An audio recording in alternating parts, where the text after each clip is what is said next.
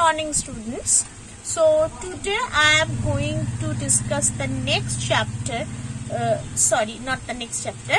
next part of the KTG. So in the previous video I have started the KTG, that is kinetic theory of gases, right?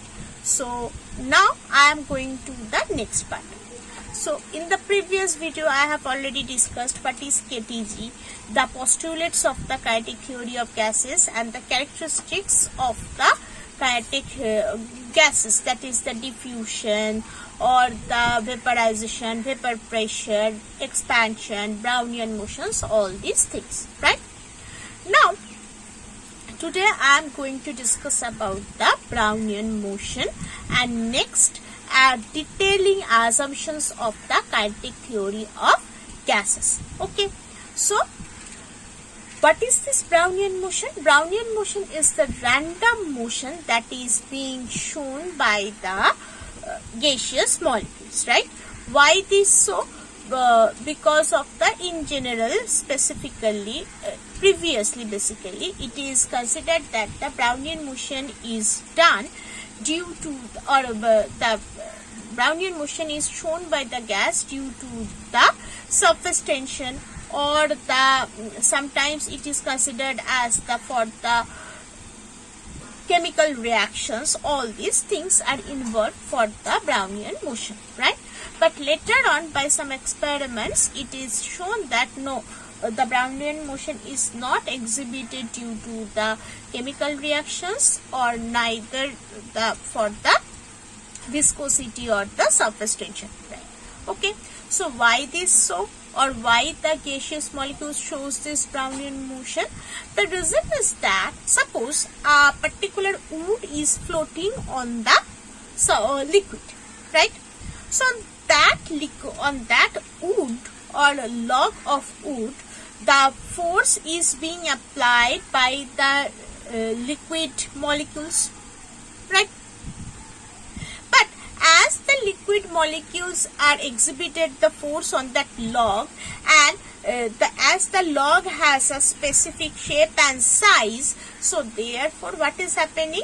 Whatever the applied force is being exerted on that log, that is nullifying each other. That means you can say that the resulting force are nullifying each other. So therefore it floats on the surface of the liquid.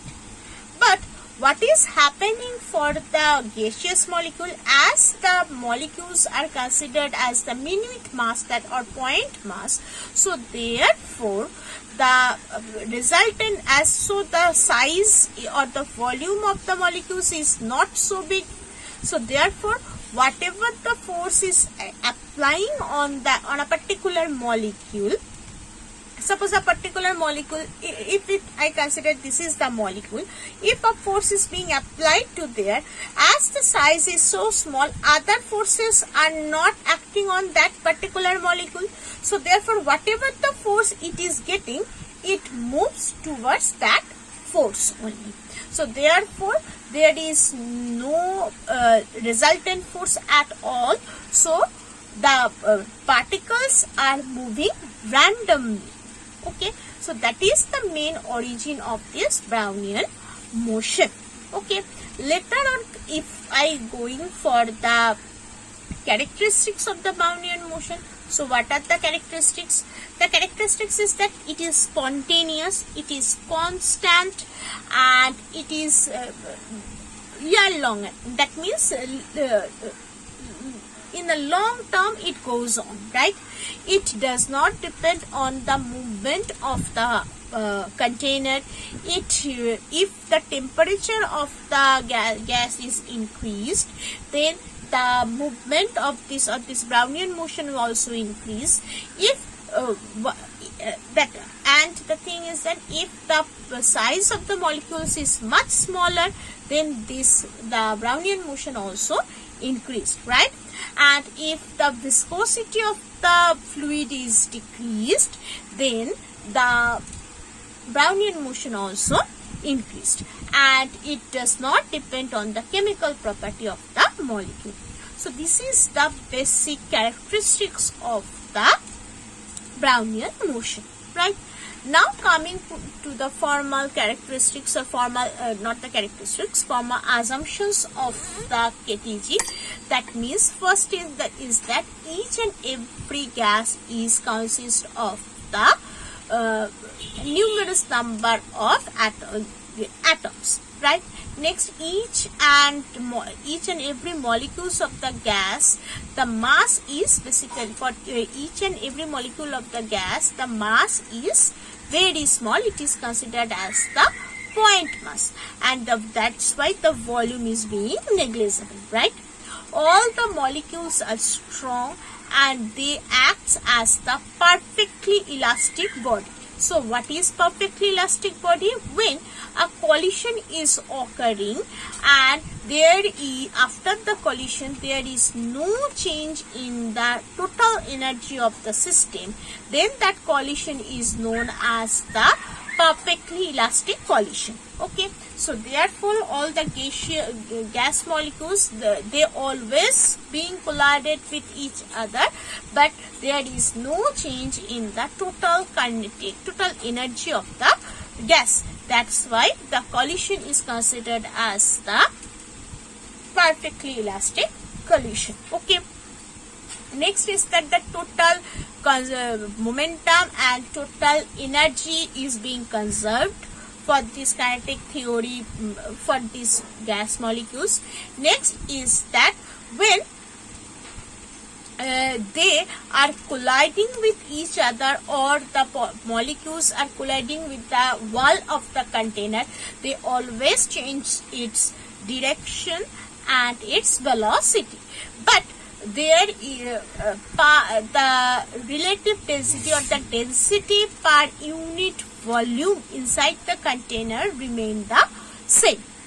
That means whatever, though we can say that as the molecules are moving randomly and they are being collided with each other, they are colliding with the wall of the container, all these things are there, right? But whatever the thing is that at the inside of the container, total molecular density, that means number of molecules per unit volume, remains same inside the container, right? And when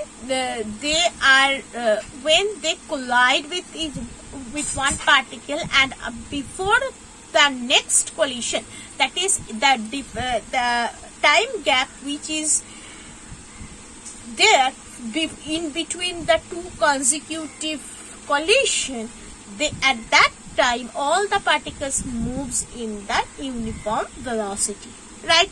And the thing is that when they are colliding with each other, that distance that is covered by each of the molecule is known as the free path.